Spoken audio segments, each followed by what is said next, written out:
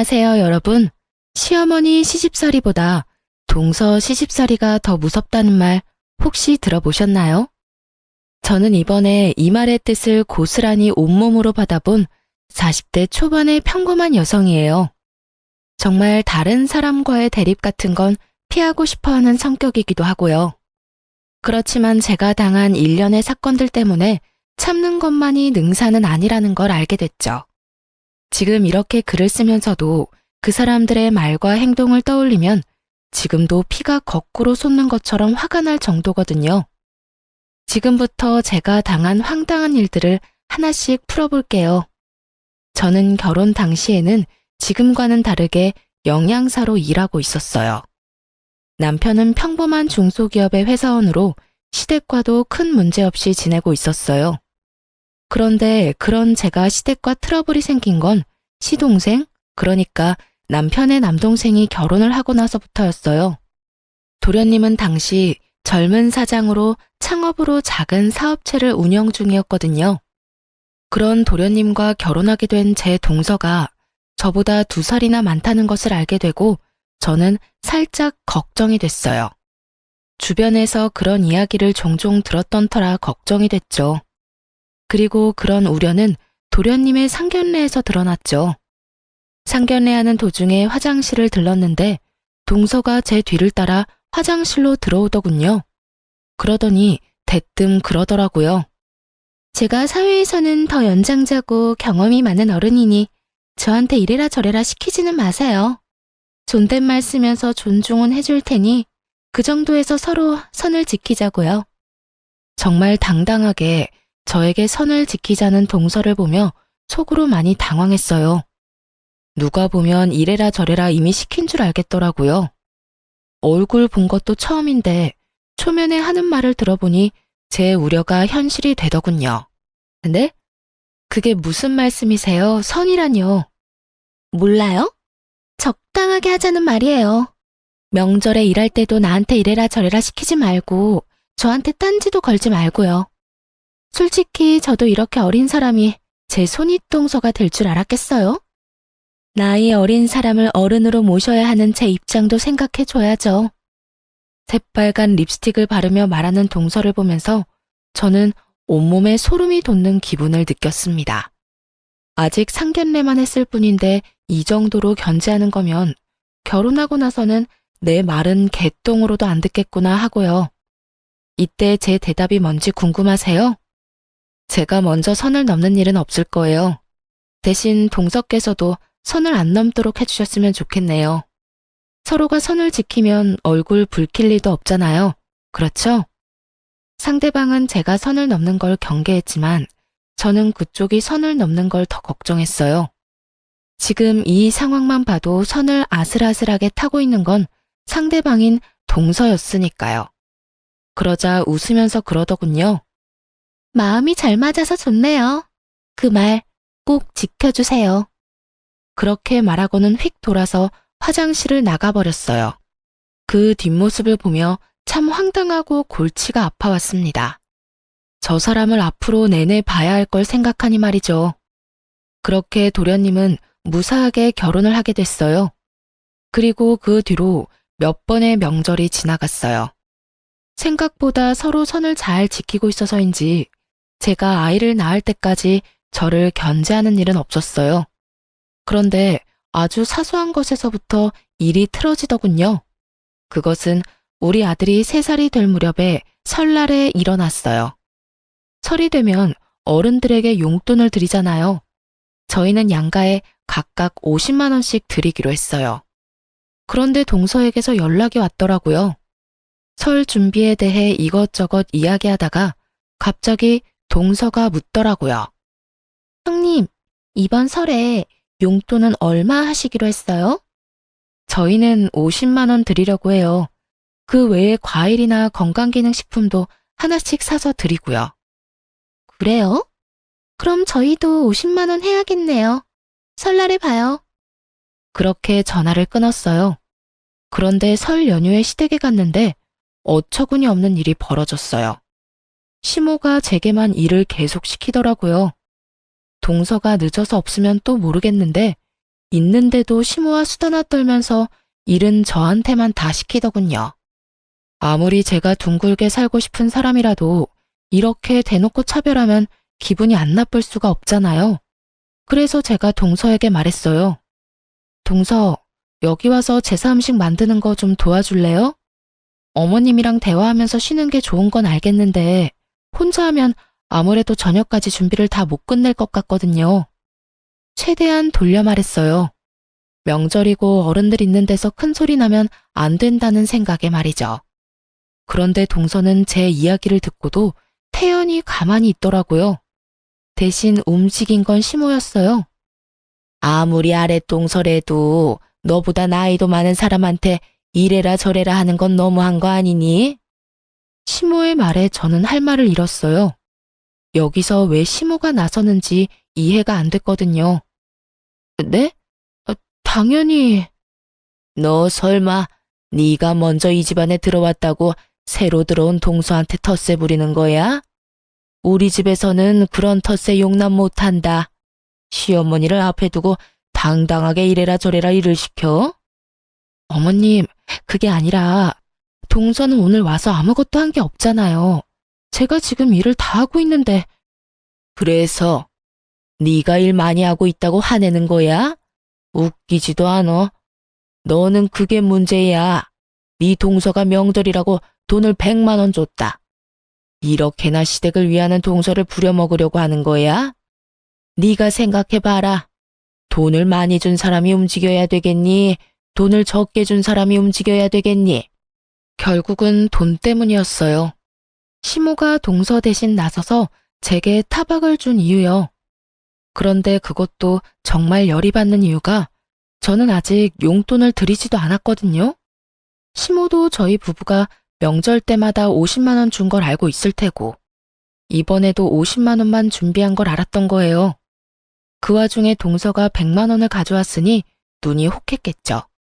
솔직히 동서가 100을 내든 200을 내든 상관없는 일이어야 하는데 그 돈 액수에 휘둘려서 사람을 평가하는 시모 때문에 제가 이런 일을 당한다는 게 정말 짜증났어요.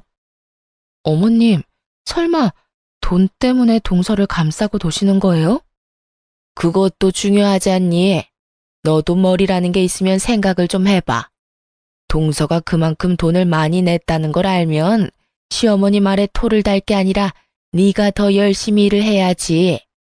돈만 많이 내면 일 안 해도 된다는 말이세요? 누가 그렇게 말했어?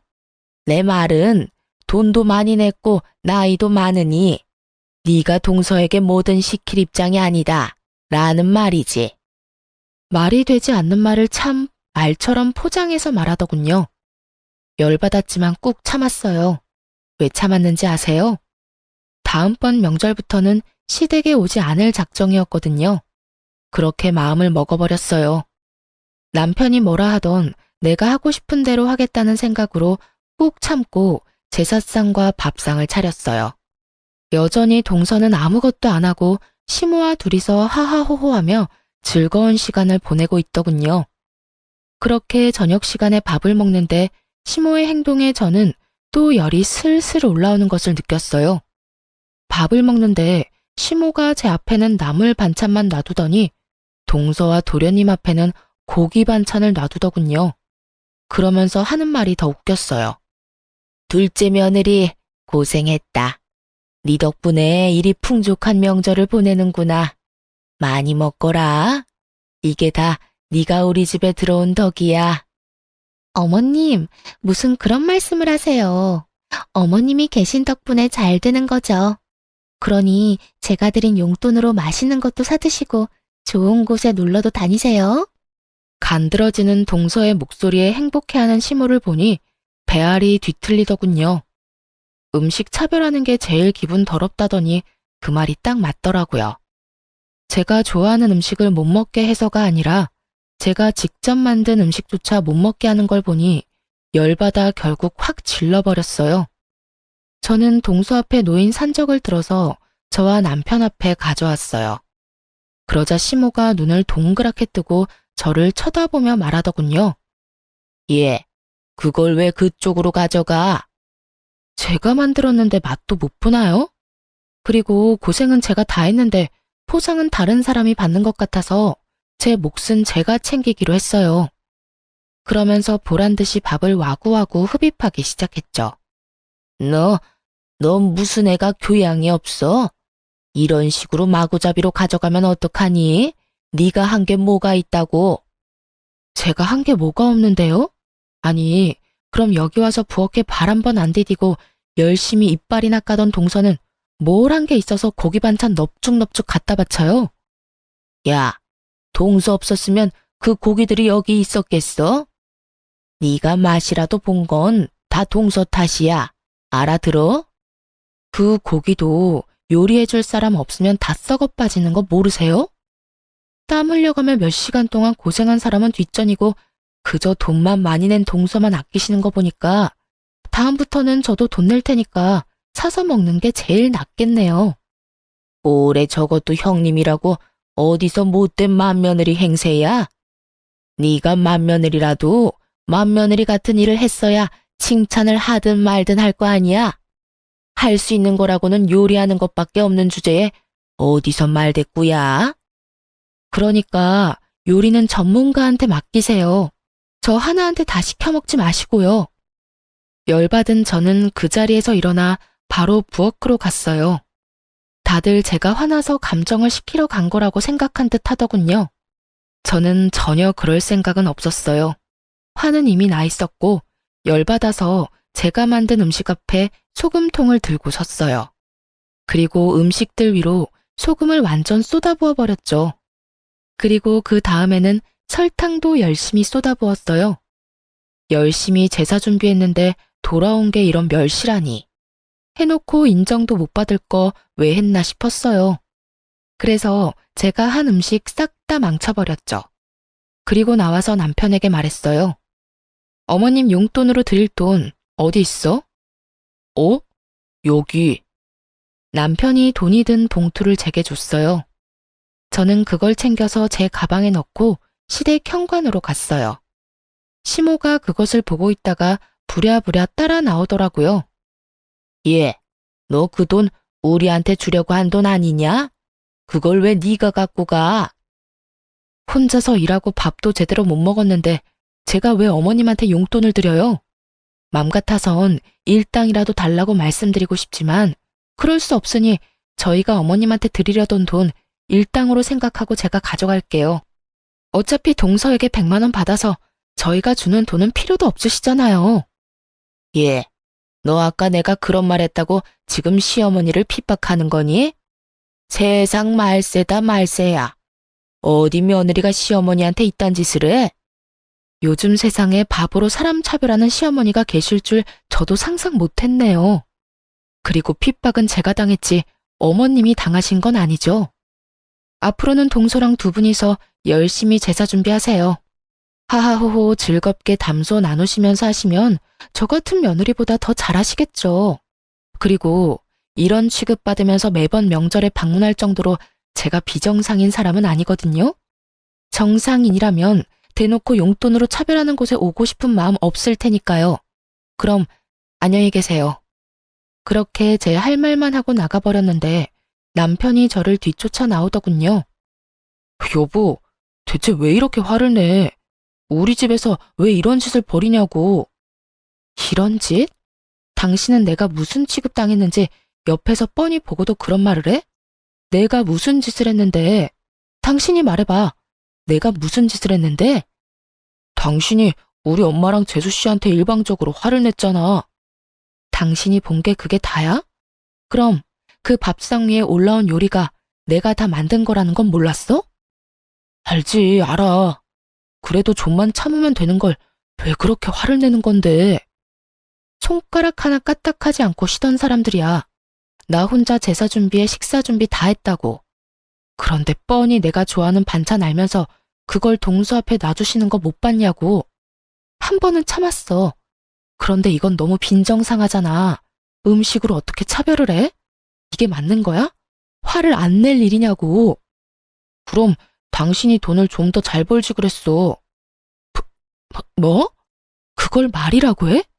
내 말이 틀려. 돈도 못 벌면 일이라도 해야지. 솔직히 동생네가 돈 더 많이 한 것도 사실이고, 그러면 당신이 좀 양보해줘야 하는 거 아니야? 우리는 돈 안 내? 그리고 집마다 다 사정이 다른데 어떻게 남들 하는 만큼 다 내고 살아? 그리고 돈을 더 벌라니 나 박봉이라고 지금 무시하는 거야? 무시하는 게 아니라 그게 사실이잖아. 당신이 돈만 좀 더 잘 벌었어 봐. 그러면 우리도 부모님 댁에서 이렇게까지 수모 당할 일도 없었겠지. 당신도 진짜 돈 때문에 내가 이런 취급당하는 게 당연하다고 생각하는 거야? 당신도 단단히 미쳤네. 됐어. 나 이제 시댁에 안 와. 당신이나 오던가 마음대로 해. 남편의 말에 배신감을 크게 느꼈어요. 저라고 하고 싶은 말이 없었겠어요? 도련님네 사업하며 동서는 일도 안 하며 편하게 도련님 돈 쓰면서 생색은 다 내고 다녔거든요. 남편에게 너는 왜 그만큼 못 버냐고 말하고 싶었지만 남편 생각해서 참았던 거예요. 솔직히 이날 제가 느낀 감정은 이 집에 내 편은 아무도 없구나였어요. 결국 남편과도 싸운 저는 바로 친정으로 향했어요. 그런데 그날 저녁에 동서가 전화를 했더군요. 형님, 도대체 음식에 무슨 짓을 한 거야? 도저히 사람 먹을 수가 없잖아. 먹지 말라고 그렇게 해놓은 건데 잘 됐네요. 앞으로는 음식 드시고 싶으시면 직접 요리해서 드세요. 저한테 전화 와서 뭐라 하지 마시고요. 결국 그렇게 전화를 끊고 그 뒤로 진짜 명절에 가지 않았어요. 남편이 저를 박봉의 쓸모없는 여자로 생각한다는 걸 알았을 때 이혼을 고려했지만 그때는 이미 뱃속에 둘째가 들어있더군요. 그래서 그때 한 가지 결심했죠. 딱 한 번만 더 저를 폭발하게 만들면 뒤도 안 돌아보고 이혼해 버릴 거라고요.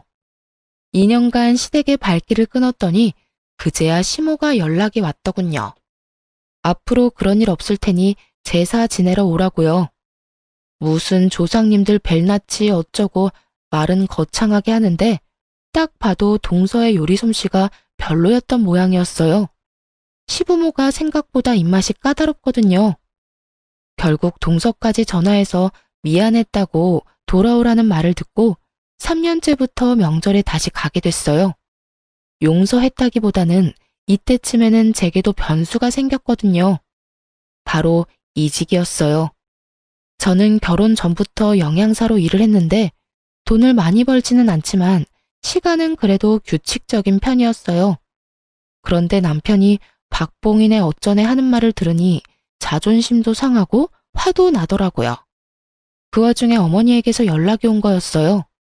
친정부모님은 두 분이서 음식점을 운영하고 계셨거든요.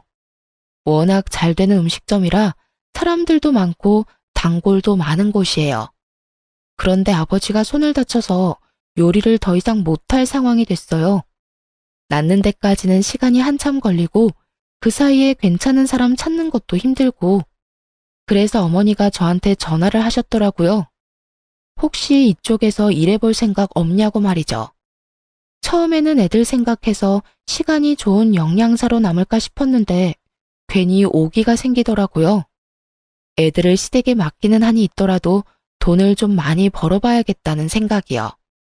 어머니가 수익은 벌어들인 수입에 따라 나눈다고 하셨던 게 사실 가장 큰 이직 이유였어요. 워낙 잘 되던 가게인데다가 가족 병영으로 소규모로 하다 보니 인당 돌아오는 수익이 꽤 높았거든요. 그래서 결국은 영양사를 그만두고 본격적으로 부모님 가게 일을 같이 하기로 했어요. 그렇게 이직을 하고 2달 정도 일하는데 확실히 예전보다 훨씬 더 잘 벌게 됐어요. 힘은 예전보다 더 들었지만 쌓이는 통장 잔고를 보니 기분이 좋았거든요. 그리고 돈을 점점 더 많이 벌면 벌수록 남편도 더 좋아했어요. 그렇게 일한 지 3년쯤 지났을 때였어요. 시부모에게 연락이 왔어요. 잠깐 시댁으로 오라는 연락이었죠. 일하느라 바쁜 와중에 시간 내기 힘들어서 주말에 간다고 했는데 평소 같으면 그냥 오라면 올 것이지 무슨 주말이냐 하고 토를 달 법한 양반들이 무슨 일인지 너 좋을 대로 오라고 하시더군요. 이상한 생각이 들었지만 뭔가 중요한 일인가 싶어서 저도 일을 마치자마자 시댁으로 얼른 달려갔어요. 갔더니 시부모만 있는 게 아니었고 도련님과 동서, 남편까지 있더라고요. 도련님네도 와 계셨네요? 무슨 일로 부르셨어요? 내 긴 말 안 하마. 네 시동생 얼마 전에 같이 일하던 동업자한테 사기당했어. 그놈이 아들이 벌어놓은 사업자금을 몽땅 다 들고 날랐다지 뭐니? 그래서 지금 파산 직전까지 왔어.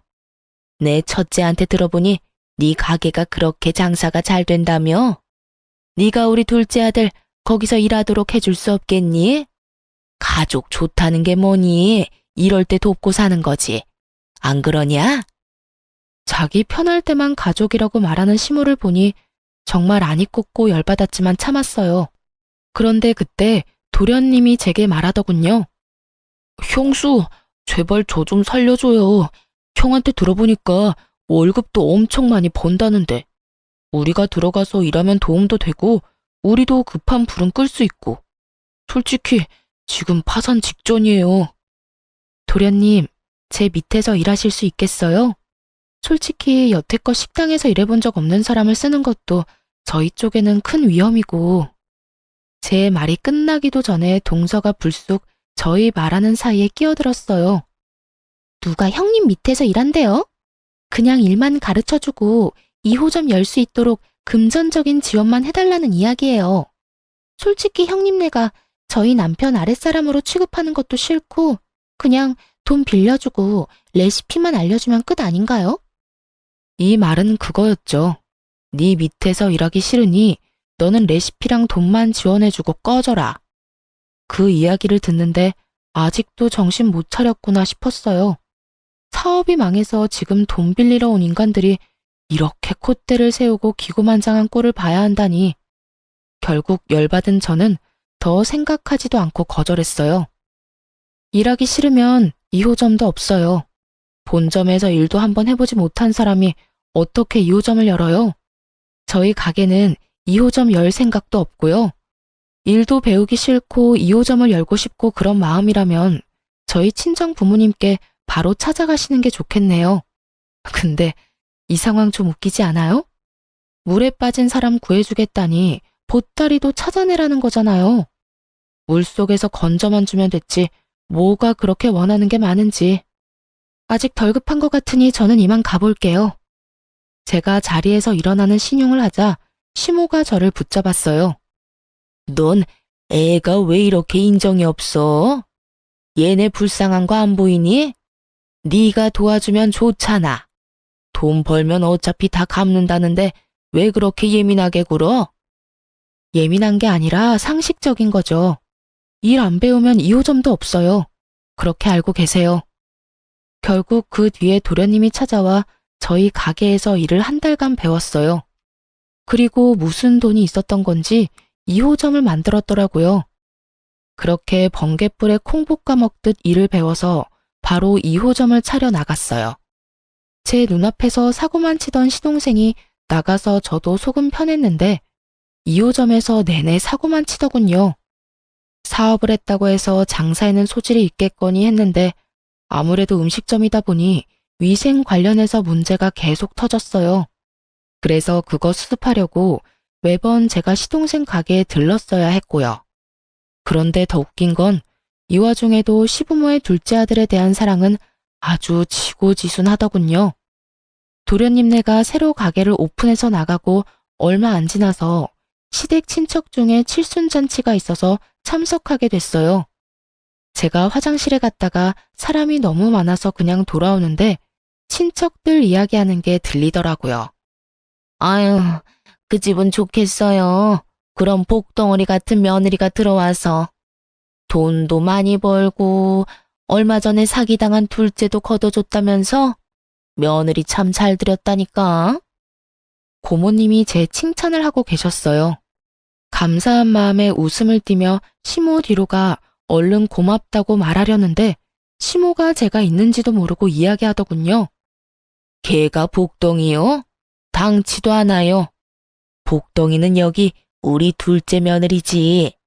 자기 남편 사기당해도 얼마나 내조를 열심히 하는지. 게다가 첫째 며느리하고는 달라서 그 힘든 와중에도 열심히 시댁에 용돈도 붙여주는 참 착한 며느리예요.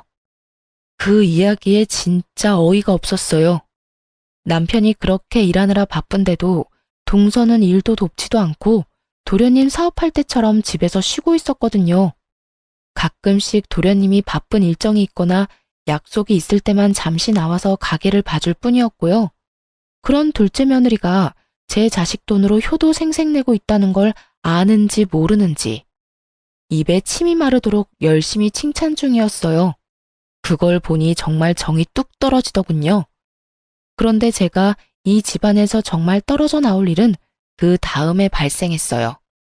제가 영양사에서 자영업자로 직업을 전환하면서 아이들을 볼 수 있는 시간이 많이 줄었거든요. 그래서 어쩔 수 없이 5살, 8살 애들을 시댁에 맡길 수밖에 없었어요. 그렇게 몇 달쯤 맡겼는데 애들이 점점 시댁에 가길 싫어하더라고요. 엄마, 우리 할머니 집에 안 가면 안 돼. 나 할머니 집에 가기 싫어. 을에 있는 투정이라고 생각했어요. 엄마랑 붙어 있고 싶은 마음에 저러는구나 하고 눈물이 핑 돌 것 같았단 말이죠. 그런데 이 상황에서 뜬금없는 말을 첫째가 하더군요. 할머니랑 숙모는 지원이만 예뻐하고 우리는 매번 혼낸단 말이야. 그게 무슨 소리야? 너희를 왜 혼내신단 말이니?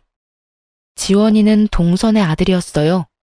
이때는 동서가 자기 아들도 시댁에 맡겨놨나 보다 하는 생각만 들었어요. 그런데 그 다음 아들의 말에 혈압이 확 오르더군요. 할머니가 지원이한테만 맛있는 거 주고 우리는 맛있는 거 먹지도 말래. 그리고 지원이가 우리가 가져간 장난감 뺏어갔는데 숙모가 우리한테 소리 지르고 못됐다고 막 뭐라고 했단 말이야. 우리 할머니 댁에 안 가면 안 돼? 나는 진짜로 가기 싫단 말이야. 그 이야기를 듣는데 인내심이 뚝 끊어지더군요. 먹는 걸로 장난치던 그 버릇이 이번에는 우리 애들에게 나왔나 보더라고요. 저는 흥분한 채로 아이들에게 이것저것 물었어요. 그러니 끝도 없이 시모와 동서가 한 짓이 아이의 입을 통해 흘러나오더군요. 동서의 아이를 오냐오냐 키우면서 우리 애들은 무슨 일이 있든 혼을 냈다고 했어요. 과자를 사와도 우리 애들한테는 한 번도 준 적이 없대요. 밥 먹을 때도 맛있는 반찬은 모두 지원이 거라고 하는 말에 진짜 눈을 질끈 감았네요. 손주들이라면 본인 핏줄이니까 잘해줄 거라고 생각했어요. 그런데 고작 몇 달 만에 그것도 학원 하원하고 그 짧은 2~3시간 동안 애들을 이런 식으로 차별했다는 걸 제 귀로 직접 들으니 분노가 멈추지 않았어요. 동서와 도련님 파산하고 물에서 건져 올려준 사람이 저와 저희 부모님인데 은혜를 원수로 갚는 거잖아요.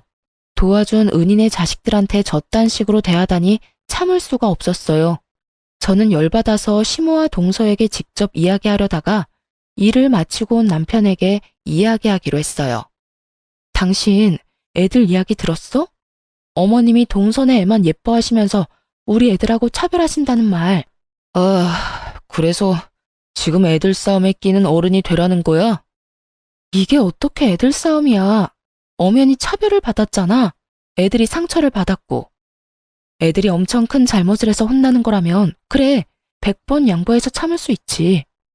근데 보라고, 애들이 잘못한 게 뭐가 있어? 그리고 잘못했다 한들 먹는 걸로 차별하는 게 어딨어? 그것만큼 기분 나쁜 게 세상에 어디 있다고. 나한테도 그러시더니 이번에는 애들한테까지 이러시네. 당신이 어머님한테 뭐라고 말씀 좀 드려. 애 맡겨놓고 그런 것까지 요구하라고? 당신이 바빠서 애 맡긴 거잖아. 그러면 신경을 꺼. 그리고 솔직히 네가 우리 집에 못하니까 애들이 적골 당하는 거지. 재수 씨처럼 나긋나긋하게 좀 굴어봐. 사람을 이렇게 달달 볶지 말고. 당신 지금 내가 잘못해서 애들이 당한다는 말 그거 진심으로 한 말이야? 내가 바빠서 애 맡긴 것도 다 내 탓이라고 이 미친놈아. 박봉이라면서 나더러 돈 좀 많이 벌라고 한 게 당신이야. 어디서 책임전가야? 돈 많이 벌어다 주니까 이번에는 뭐? 내가 나긋나긋하지를 못해서 우리 애들이 차별당한다고? 그게 아빠라는 인간이 할 소리야? 지금 당장 화내고 뭐라 해도 모자랄 판에. 내가 한마디 하는데 당신 요새 이상해.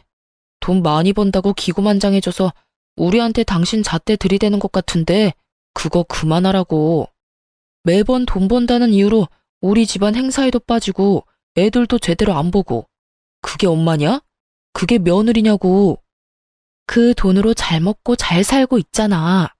이번에 새로 이사한 것도 집안에 새로운 가전 다 들인 것도 다 내 덕분 아냐? 그런데 뭐? 내가 아무것도 안 해?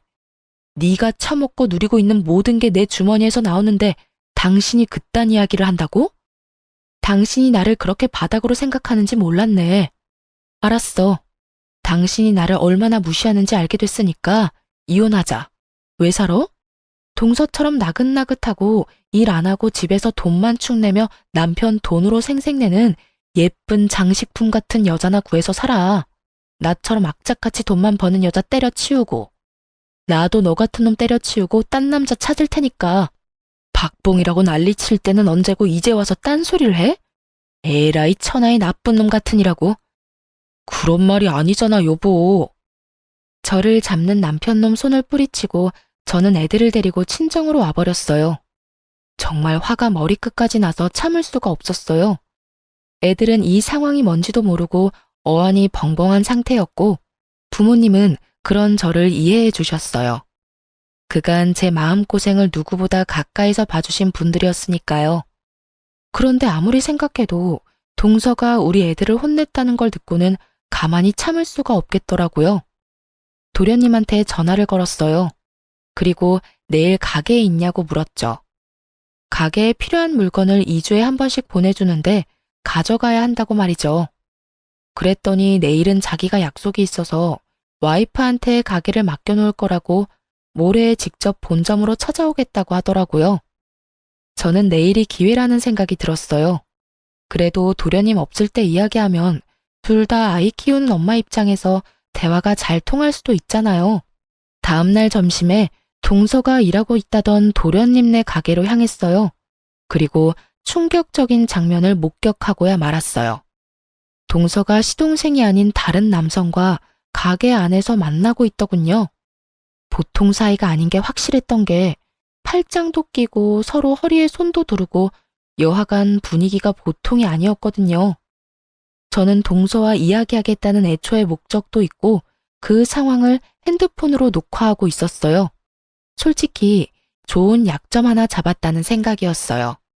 그리고 두 사람이 잘 보이지 않는 구석에서 입을 맞추는 장면까지 녹화할 수 있었던 저는 그 길로 집으로 돌아왔어요.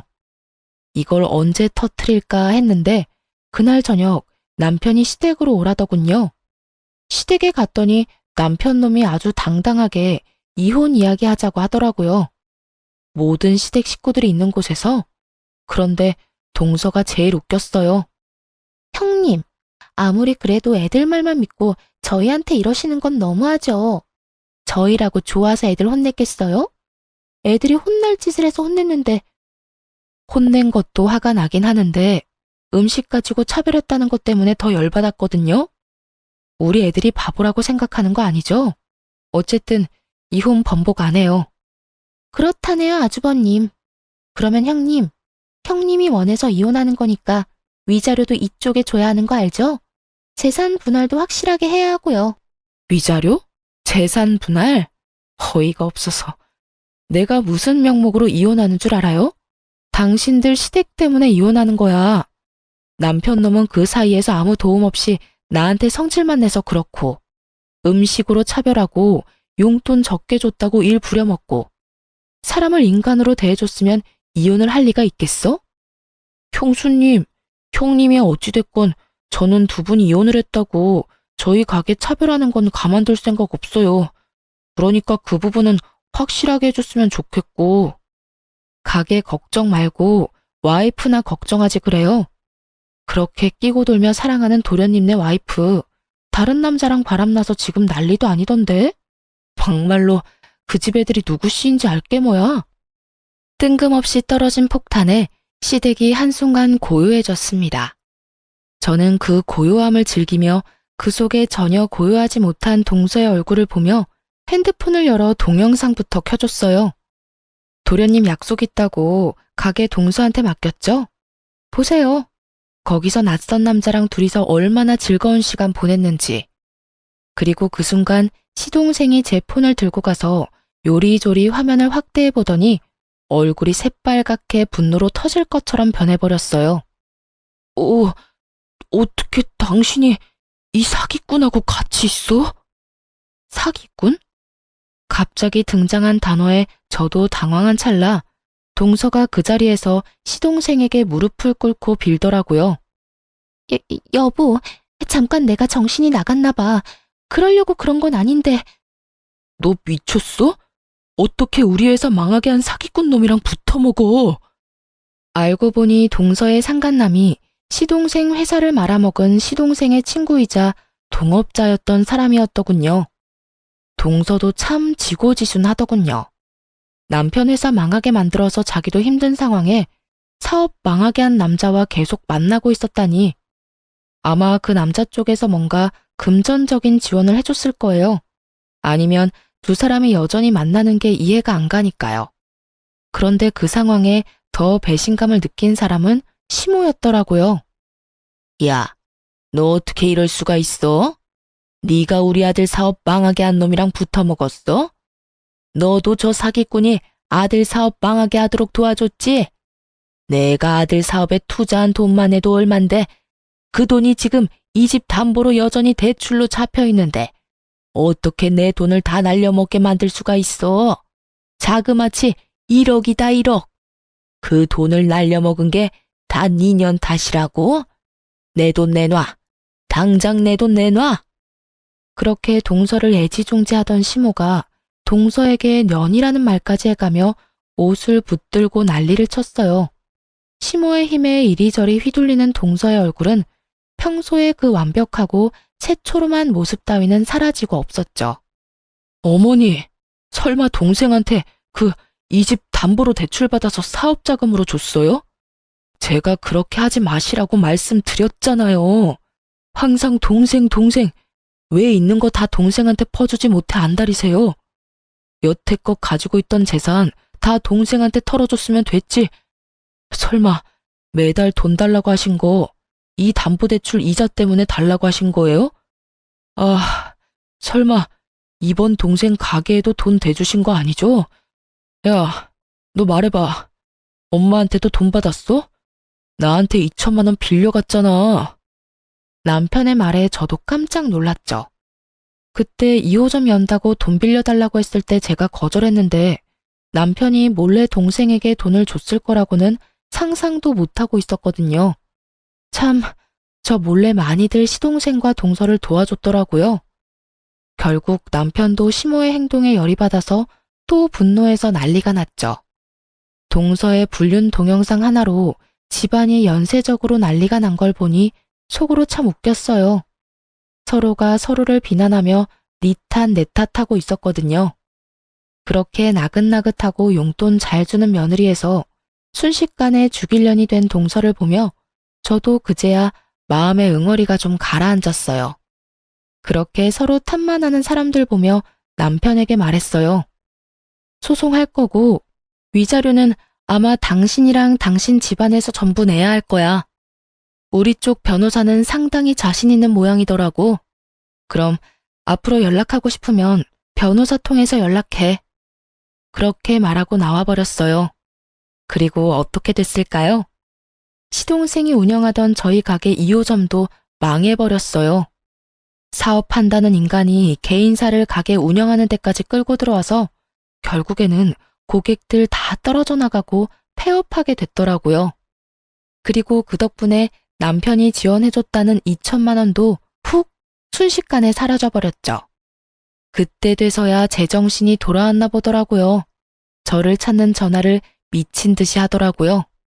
저는 할 말 없으니 변호사 통해서 말하라고 했고요.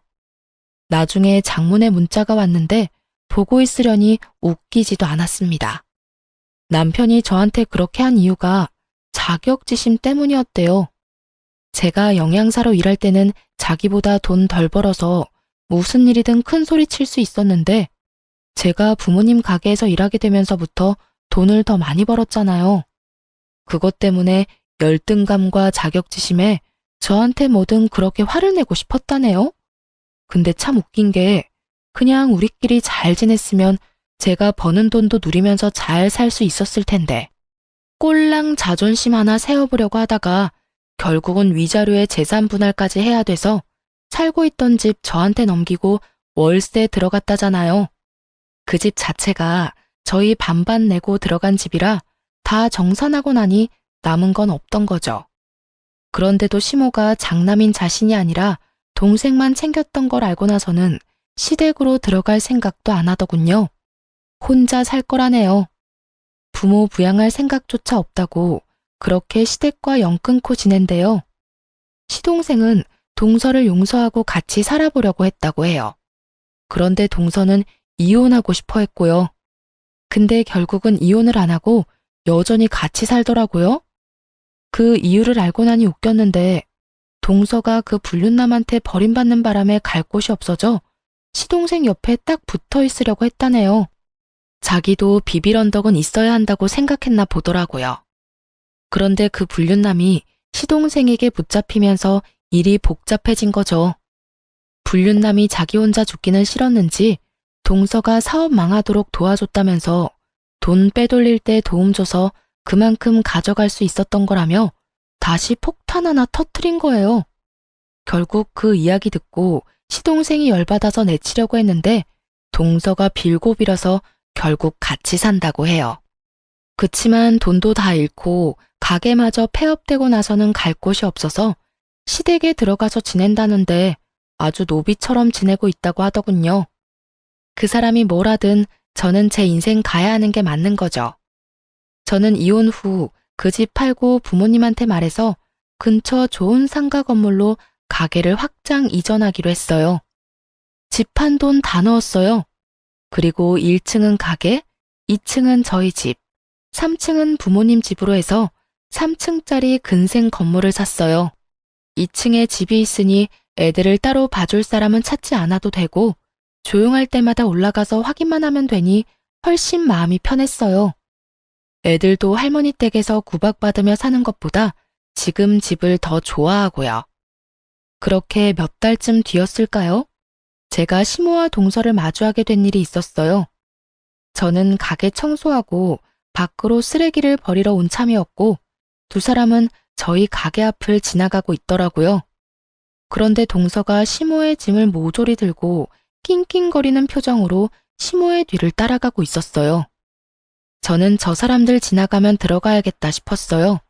괜히 마주치고 싶지 않았으니까요. 그런데 시모가 갑자기 저희 가게 앞에 멈춰서더군요. 그러더니 갑자기 혀를 차고 말했어요. 생각할수록 열받네. 왜 네가 우리 집에 들러붙어 있어? 식충이 같은 인간아. 아우 속상해. 첫째 며느리가 우리 집에 남아 있었으면 저 친정 돈으로 우리가 망하지 않았을 수도 있는데 내가 그때는 왜 그런 생각을 못했는지 알 수가 없어. 네가 나를 돈으로 꼬드겨서 그런 거지. 시모의 뾰족한 화살이 동서를 향해 쏘아졌어요. 동서는 억울한 마음이 드는 듯 입을 삐죽했지만 아무 대답 못하고 고개만 숙이고 있더군요. 아들 새끼 망하게 할 때부터 네가 우리 집 화근이라는 걸 알아야 했어. 네가 양심이라는 게 있으면 이렇게 우리 집에 빌부터 살 게 아니라 일자리라도 알아봐서 내 돈이라도 갚아야 하는 거 아니니? 매번 네 서방한테 힘든 일 다 시키고 그 돈으로 펑펑 돈이나 쓰고 네가 인간이야? 결국 소리가 커지고 주변 사람들이 한두 명씩 밖으로 얼굴을 내보이자 어쩔 수 없이 제가 나섰어요. 저희 가게 앞에서 이런 일이 벌어지면 가게 이미지에 타격을 입잖아요. 남의 가게 앞에서 큰 소리 내지 마시고 빨리 지나가세요. 여기서 이러신들 제가 그쪽 집에 다시 돌아갈 일도 없고 이 가게가 그쪽 집안 것이 될 일도 없으니까요. 제가 등장하자 시모 얼굴이 반가운 빛을 띠더군요. 이혼 전에는 볼 때마다 마땅찮은 표정만 짓더니 사람 마음 참 간사해요. 가게 잘 되는 걸 보면 볼 때마다 잃어버린 것이 얼마나 소중한지 깨닫게 됐나 봅니다. 그래도 다시 돌아갈 생각 따위 전혀 없지만요. 어머, 얘, 너 있었니? 요즘은 어떻게 지내? 우리 손주들은 잘 지내고 있지? 우리도 요즘 손주들 얼굴 보고 싶어서 눈물이 날 정도란다. 네가 마음을 조금만 써서 우리랑 손주들 만나게 해주면 이번에도 동선의 아들하고 비교하면서 차별하실 건가요? 죄송한데 애들 차별하셨으면서 우리 애들 왜 궁금해하세요? 차별이라니 그건 다 네 동서가 시켜서 한 일이야. 아니었으면 내가 내 핏줄 싫어할 일 없잖니. 요즘에 지원이 그것이 얼마나 기고만장해졌는지 몰라. 그런 눈치도 없는 애보다 너희 애들이 훨씬 낫지. 그러니 너도 이만 오해를 풀고. 그 이야기를 가만히 듣던 저와는 달리 누군가는 시모의 이야기에 기분이 퍽 나빠진 모양이었어요. 어머님, 누가 시켰다고 그러세요? 그리고 애 놔두고 그렇게 차별하시는 거 아니죠? 제가 여태껏 어머님한테 어떻게 했는데 이혼해서 이제 가족도 아닌 사람 앞에서 저를 이렇게 구박하실 수가 있는 거예요. 이거 봐. 감히 눈 동그랗게 뜨고 시어머니를 노려봐? 네가 지금 나한테 눈 크게 뜨고 대들 수 있다고 생각하니? 어이가 없어서 지금 내 꼴을 좀 봐라. 네가 우리 아들 두고 그런 미친 짓을 저질러서 내가 지금 이 모양이 꼴 아니냐? 그게 왜 제 탓인데요? 어머님이 뿌린 대로 거둔 거지. 저도 이런 짓 못 해먹겠어요. 아무리 잘못했었어도 그렇지. 용서해줬으면 이렇게 부려먹지나 말아야죠. 동서는 그 상태 그대로 짐을 다 팽개치고는 씩씩거리며 가버리더군요. 제가, 아휴, 봐라. 지금 집안이 이 모양이야. 역시 맏며느리가 없으니 기강이 안 사네. 어쨌든 나중에 애들 데리고 한번 오거라. 응? 무슨 착각하시는 건지 모르겠지만 저희 애들은 그쪽 집에 안 가요. 애들이 뭐라고 하는 줄 아세요? 할머니 댁 안 가서 너무 좋대요. 할머니한테 차별받아서 정말 기분 나빴는데 여기서는 그런 차별 안 받아도 된다고요. 그러니까 기대하지도 마세요. 애들 차별할 때는 언제고 이제 와서. 제 말에 시모가 얼굴이 올그락 푸르락 하더니 결국 아무 말 못하고 땅에 떨어진 짐을 주워서 어그적 집으로 걸어가더군요. 결국 돈으로 저울질하다가 두 며느리에게 버림받고 둘째 아들이 돈 잘 버는 것 같아서 거기 돈 쏟아부었다가 그 사실을 알게 된 장남에게 버림까지 받았네요. 덕분에 사람을 마음으로 대하지 않으면 저렇게 순식간에 망할 수도 있다는 걸 알게 됐네요. 어찌됐든 시댁 사람들은 모두 저에게는 최악의 사람들이었어요. 나중에 들어보니 동서는 이때 저와 마주치고 시모와 언쟁을 벌인 다음에 그대로 집을 나가버린 모양이었어요. 제게 고통을 준 사람들이 모두 벌을 받은 걸 확인하니 마음이 좀 편해졌어요. 여전히 저는 아이들 둘 키우며 열심히 살고 있어요. 지금은 저희 부모님이 하시던 가게를 이어받아 열심히 사장으로 일하고 있습니다. 앞으로는 이런 사람들과 엮이지 않고 좋은 인연만 만들면서 잘 살아볼 예정입니다. 여기까지 제 이야기 들어주셔서 감사합니다.